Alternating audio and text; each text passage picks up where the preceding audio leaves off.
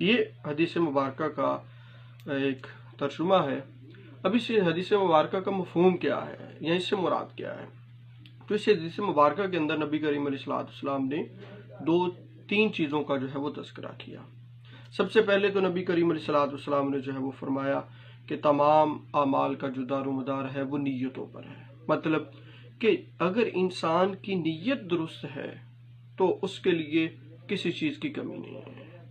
अगर नीयत के अंदर ख़राबी है या नीयत दुरुस्त नहीं है तो फिर वो चाहे दुनिया के सारा साजो सामान अपने पास जो है वो रख ले, तो अल्लाह ताला की मदद और उसकी मुआवनत जो है वो उसके शामिल हाल ना होगी।